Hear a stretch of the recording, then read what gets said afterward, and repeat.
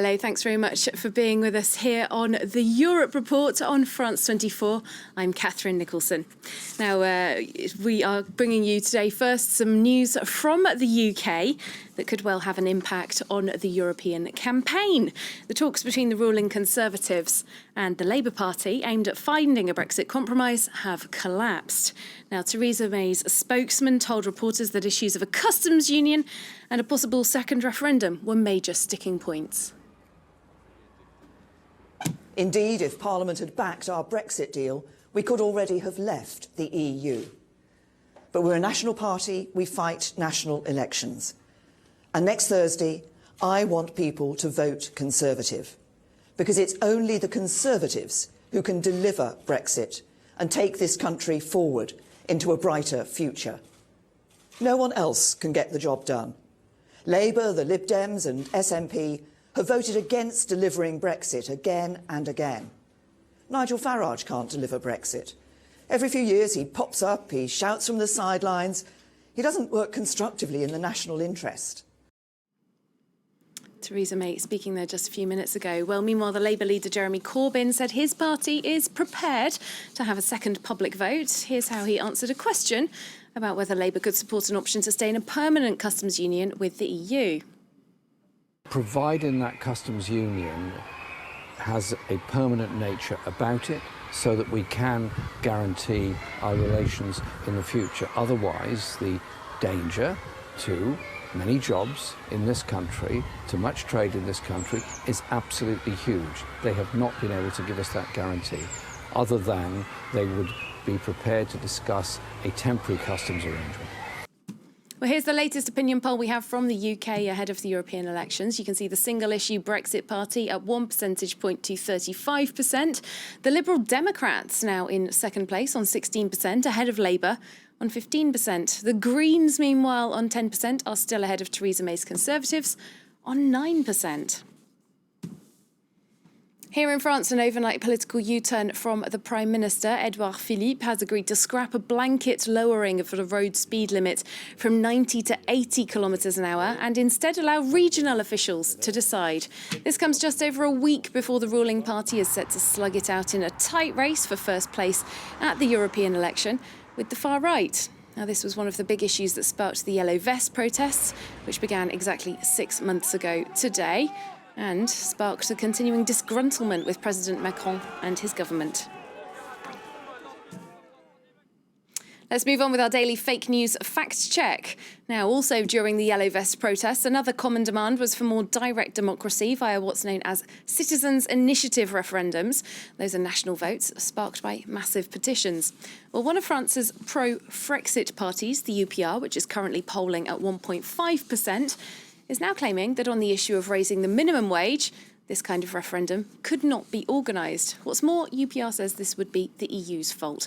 Roxane Runel has checked the law, and here she is to explain how the UPR got it wrong.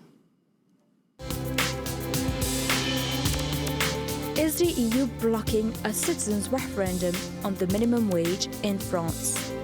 That is the claim made on Russian state-financed TV channel RT France by Charles-Henri Gallois, this during the Yellow Vest crisis. Mr. Gallois is economy spokesman at the UPR, a party that's Eurosceptic and pro-Frexit. Our economic and social policy is already decided at the European level. If we have a citizens' referendum without having Frexit, the actual impact would be zero. For example, we wouldn't be able to demand a hike in the minimum wage via a citizens' referendum. Wrong. Firstly, the EU has no say when it comes to minimum wages. Each EU member state decides their own. As for citizens' referendum, some member states do allow them. But in France, the national constitution says only the president can call one. The minimum wage varies around the EU. The lowest is in Bulgaria, the highest in Luxembourg. In France, it's €1,498 per month. EU members have a perfect legal right to hold referendums on economic and social matters as per their own constitutions. In 2011, Slovenians rejected a bill on changing the rights of part-time workers. In 2018, a citizens' referendum led to residents of Rome being consulted on the privatization of the city's buses. To sum up, there is no bar in France to a referendum on the minimum wage. It's an economic and social matter. Therefore, referendums on this are authorized by the French Constitution if the French president decides to hold one. Moving on now with the next stop on the France 24 Europe tour, Hungary. Now, right-wing Prime Minister Viktor Orbán and his Fidesz party have been in power there for 9 years. But recently they've faced an unusually fierce wave of protests over new labour laws. Hungarian bosses could now demand that their staff work a 6-day week with overtime pay delayed for as much as 3 years in some cases. Clovis Casali went to find out more.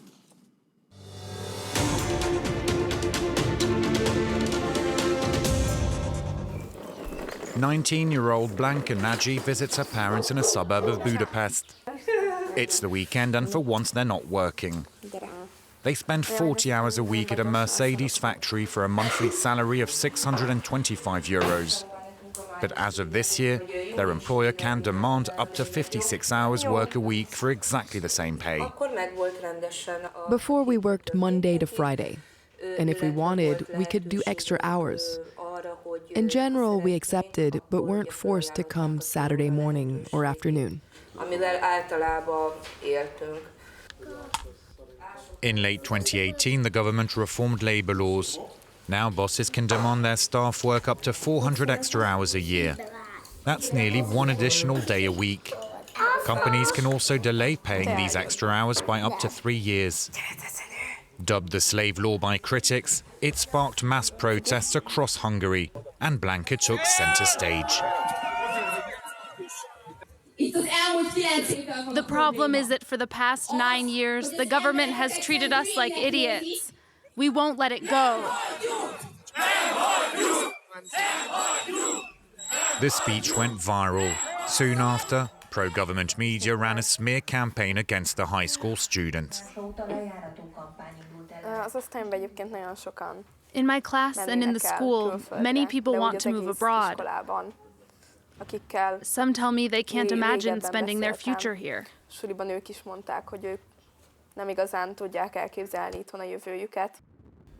In the south of Budapest, a workers' union went on strike against the new law and demanded better salaries. The 3,100 employees of this tyre factory won their battle, but are careful not to criticise authorities or their bosses. Ez még 2017-ben történt, mivel nem jöttek emberek dolgozni. Our buses are struggling to recruit in Hungary. So now they're looking at other Eastern Europeans from less developed countries, such as Ukraine. They are even recruiting people from Mongolia and India. Hungarian authorities argue that the so-called slave law should in fact mean more Hungarians and fewer foreigners get work. The national government's motto is that immigration must stop altogether. And Viktor Orbán's spokesman is keen to defend national preference. You have to take care of your own population and your own families first. And again, it's a philosophical difference whether you would like to rely on external resources. The more migrants come to your country, it's going to change the culture and the civilization of the country. We would like to avoid that. We wouldn't like to become a migration country here in Hungary.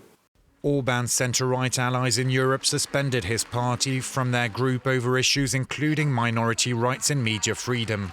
But he remains as popular as ever, with polls showing that over half of Hungarians back him in the European elections. After Hungary, we head next to Poland, where abortion is a highly divisive issue. Restrictions are such that women often have to go abroad for medical treatment. In our next report, we'll be meeting with leading voices on both sides, those who are campaigning to legalise abortion, but also those in the government who want to strengthen the ban. See you soon. Now, as I'm sure you're aware, in the wake of the Harvey Weinstein scandal, anti-harassment movements have swept around the world, including, yes, to the European Parliament. Women and men there started speaking up. Our correspondent Alix Le Bourdon reports on what's come up, what's changed, and what's still to be done. He put his hands under my top and grabbed me. He put his hand on my thigh and kissed me. I liked the dress I wore that day, but after that, I only wore pants.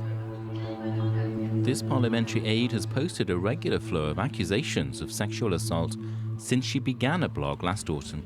Victims speak anonymously, talking openly on the issue is problematic in an institution like the European Parliament.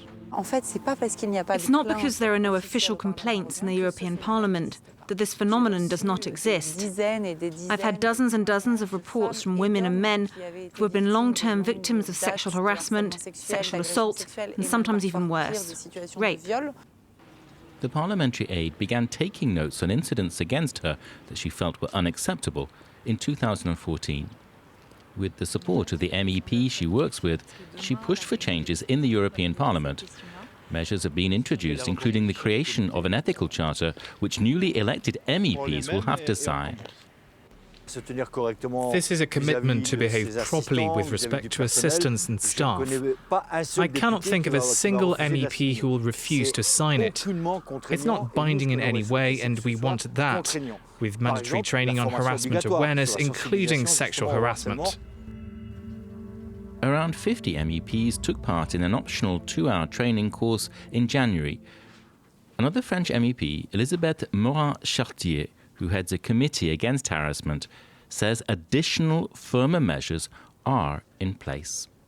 From now on, any MEP found guilty of harassing someone in their team will have to honour the contract for that person financially, right to the end of the contract, even though the person will not be working with them.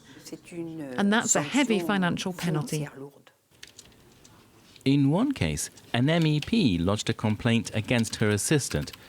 Julia Reda spent almost a year asking for the assistant to be dismissed. The case remains under review. Not easy for a candidate running for re-election. Reda decided to quit her party in protest. I thought this would be really easy. I know that it is much easier to dismiss an assistant if they have, written bad amendments or have not gone to work in time and things like that. But for some reason, when it's about inappropriate sexist behavior or possibly even harassment, suddenly it becomes very difficult. There is a culture of silence in the parliament. A culture of silence Reda and many others are hoping will end as new MEPs gather. Well, that's it from me and the team for now. Do stay tuned to France 24.